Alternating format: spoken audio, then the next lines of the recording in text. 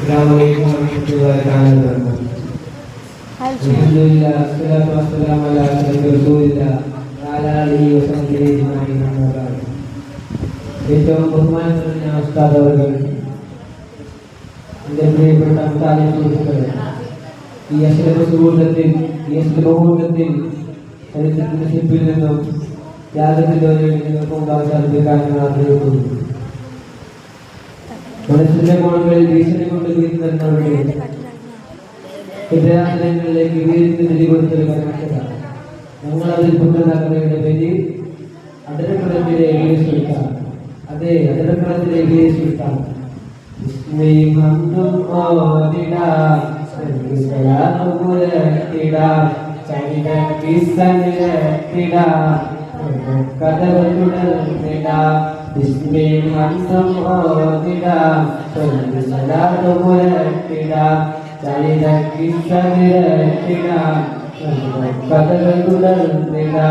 മൈസൂരിൻ തേങ്ങനി ഹൈദരലിക്കൻ പൂഗനി മൈസൂരിൻ തേങ്ങനി ഹൈദരലിക്കൻ പൂഗനി അസുര സുഖമേ അസ്സലാമു ഹംദും സല്ലിടാം സല്ലികിസ്ത നിരത്തിടാം സല്ലി സലാത്തു മുരത്തിടാം തകർന്നിടാം പരപരപൂർണ്ണ കടന്നിട്ടുണ്ടെന്ന് അനുഭവപ്പെട്ടു. പെട്ടെന്ന് ശ്രദ്ധപ്പെടുത്തണം. ഒരു ഭാഗത്താണെങ്കിലോ കച്ചവടങ്ങൾ ഒത്തുപിടിക്കും, മറുഭാഗത്താകട്ടെ ജനങ്ങളുടെ വൻതിരക്ക്, ജോലിയിൽ ഏർപ്പെട്ടുകൊണ്ട് ജനങ്ങൾ ആഗ്രഹിക്കുന്നതിലേക്ക് കൊടുക്കുന്നു. ആ തിരക്കിനിടയിലൂടെ പറവുകൾ പാല് പറക്കും. ദേ അങ്ങോട്ട് നോക്കൂ, എന്താണ് അവിടെ കാണുന്നത്? മനുഷ്യർ കൊട്ടാരമല്ലേ? അവിടെ എന്തോ ആഘോഷത്തിന്റെ പ്രതീതിയാണല്ലോ. എന്താണത്? പുകളാലേറ്റം മകഹാലെ മൈസൂർ എന്നാട്ടിൽ ഉദയം കൊണ്ടേ. പുകളാലേറ്റം മകഹാലെ മൈസൂർ എന്നാട്ടിൽ ഉദയം കൊണ്ടേ. എനിയും അസരവിൽ പുണരും ചാത്തിയിടും വരവും കൊണ്ടേ.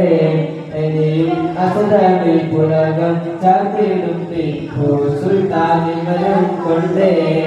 വന്നല്ലോ വന്നല്ലോ ടിപ്പു സുൽത്താൻ വരവായല്ലോ.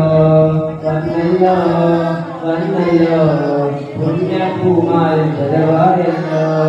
ഏറെപ്പുകളേറ്റം മധുവായ മൈസൂരൻ നാട്ടിൽ ഉദയം കൊണ്ടേ.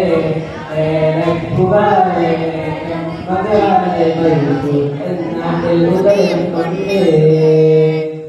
അതെ, ഹൈദരലിന്റെയും തന്റെ ഫാത്തിമയുടെയും മകനായി ജനിച്ച അബ്ദുൽ ഫത്തീഹിന്റെ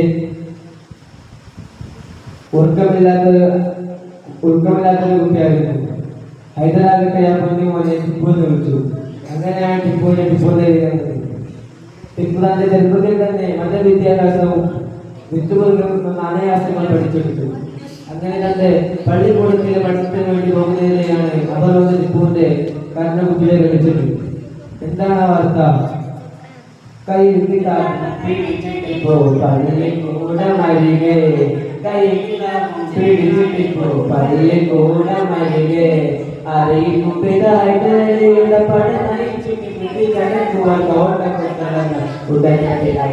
കൊണ്ട് പടവളയിട്ട് കടരട്ടി പടം ജയിച്ചിട്ടുള്ള അടിപിടക്കൊണ്ട് പടവളയിട്ട് കടരട്ടി പടം ജയിച്ചിട്ടുള്ള കൈ പിടിച്ചിട്ടു പള്ളിക്കൂട മരികെ. അതെ, ഹൈദരി നടത്തിയ പടയോട്ടം കുറിച്ചു തുടങ്ങിട്ടോ. ഹൈദരിയുടെ പടയോട്ടത്തിനായി എത്തിച്ചേർന്ന എല്ലാ ശത്രുക്കളെയും ഹൈദരി വെട്ടി കഷ്ണങ്ങളാക്കി. ഇതതിന്റെ ടിപ്പുദാന്റെ പുസ്തകം കണക്ക് പിടിച്ചതേപ്പെടുന്നത് ഉപ്പാന്റെ സുഹൃത്തിലേക്ക് പറഞ്ഞു. ഇപ്പൊ അങ്ങ് പുറത്തിരിക്കുമ്പോൾ ഞാനിവിടെ കൊണ്ടുപോയി ചെയ്യുകയോ ഞാനും ഉപ്പാന്റെ കൂടെ. അത് കേട്ട പാടുമ്പോ പറഞ്ഞു, എന്ത് ഈ ചെറുപ്പാടിലേക്ക് പുറത്തുനിന്ന് ടിപ്പോന്ന് നോക്കാതെ ഹൈദരിലേക്ക് തുടങ്ങിക്കൊണ്ട് ഇത് ചെയ്യാൻ. പതേക്കൈനാട്ടിൽ നിന്ന് മംഗലാപുരം ലക്ഷ്യം വെച്ചുകൊണ്ട് ടിപ്പു കുടിച്ചു. പതേക്കൈനാട്ടിൽ നിന്ന് മംഗലാപുരത്തേക്ക് ലക്ഷ്യം വെച്ച് ബ്രിട്ടൻകാരെ എല്ലാവരെയും അടിച്ചു വീഴ്ത്തി അവരുടെ യുദ്ധം യുദ്ധത്തിലേക്ക് നീങ്ങിക്കൊണ്ടിരുന്നു. 1887 മുതൽ മൈസൂരിൽ യുദ്ധം പോലും നടന്നില്ല. അതിനൊരു കാരണമുണ്ട്. എന്താണ് കാരണം പറയണ്ടേ?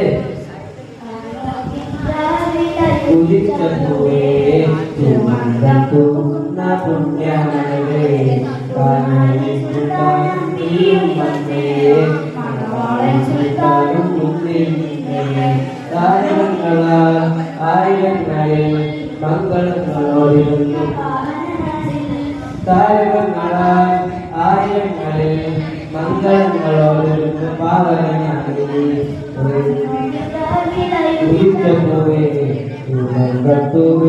പുണ്യമലരെ പുന്നാരി സുൽത്താന വന്നേ.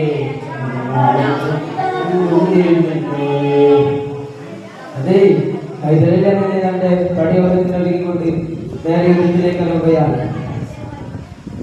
ഹൈദരലി യുദ്ധത്തിന്റെ പകുതിയിൽ നിന്നുകൊണ്ടും യുദ്ധത്തിലെ എല്ലാ ശത്രുക്കളെയും അയക്കി വിടുകയാണ്. അങ്ങനെ തന്റെ കല്യാണത്തിന്റെ രാവിലാണ് ടിപ്പു ഒരുങ്ങുന്നത്. ചുവട് തൊടുത്തുള്ള മുഖവും വാട്ടിയിട്ട് ശരീരമാണ് ടിപ്പുവിന്റെ. അന്നത്തെ കാലത്ത് ടിപ്പുവിനെ നോക്കാത്തവരായിട്ട് ആരും തന്നെ ഉണ്ടായിരുന്നില്ല. ടിപ്പു അത്രയും സുമുഖനായിരുന്നു. ടിപ്പുവിന്റെ എല്ലാ നീക്കങ്ങളും എല്ലാവരും ശ്രദ്ധിക്കുമായിരുന്നു.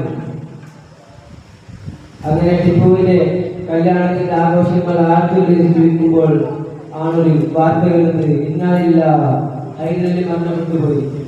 ഇത് കേട്ട് ടിപ്പു വളരെ പ്രയാസത്തിലായിപ്പോയി.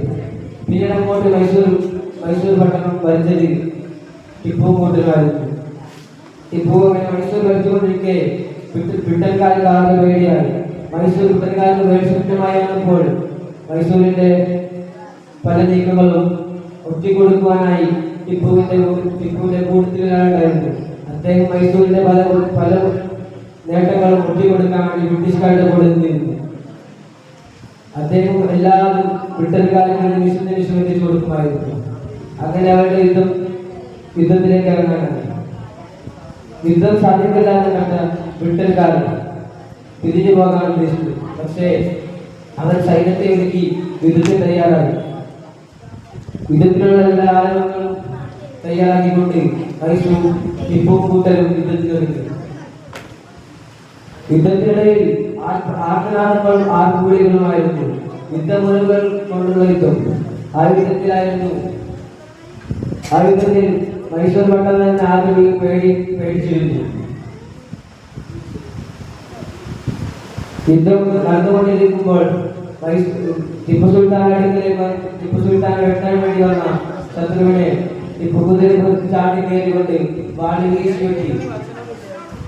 ടിപ്പു സുൽത്താൻ നേരെ നിൽക്കുമ്പോൾ ടിപ്പുവിന്റെ എല്ലാ ഉന്നേറ്റങ്ങളും ആദ്യ ശത്രു തടയുകയായിരുന്നു. അങ്ങനെ ടിപ്പുവിന്റെ ഉന്നേറ്റങ്ങളും കയറി നിൽക്കുമ്പോൾ ടിപ്പുവെ ശത്രു വെടിവെച്ച് കൊല്ലുകയാണ്. അങ്ങനെ വെടി വീണ് ടിപ്പു സുൽത്താന്റെ എല്ലാം നഷ്ടമായി. ടിപ്പുവിനെ വെടിയുണ്ടയിൽ നിന്ന് രക്ഷിക്കാനാണ് കഴിഞ്ഞില്ല. എന്നിട്ടും ടിപ്പു യുദ്ധത്തിൽ നിന്ന് പിന്മാറാതെ വീണ്ടും തുടങ്ങി. വെടിയുണ്ട തറച്ചു കയറിയ ടിപ്പുവിന്റെ യുദ്ധം അവിടെ നിൽക്കുകയാണ്.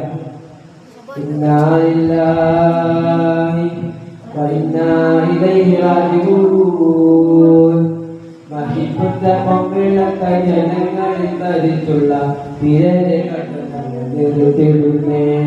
സരളമരികരിച്ച ചരിത്രങ്ങൾ സദാ മഹിപ്പറ്റുള്ള സരളമായി കരിച്ച ചരിത്രങ്ങളെ സദാ ഓർമ്മിച്ചിടുന്നേ. സല്ലല്ലാഹു അലാ മുഹമ്മദ് സല്ലല്ലാഹു അലൈഹി വസല്ലം. സല്ലല്ലാഹു അലാ മുഹമ്മദ് സല്ലല്ലാഹു അലൈഹി വസല്ലം. അല്ലാഹുമ്മ സല്ലി അലാ മുഹമ്മദ് യാ റബ്ബി സല്ലി അലൈഹി വസല്ലം. അസ്സലാമു അലൈക്കും വറഹ്മത്തുള്ളാഹി വബറകാതുഹു.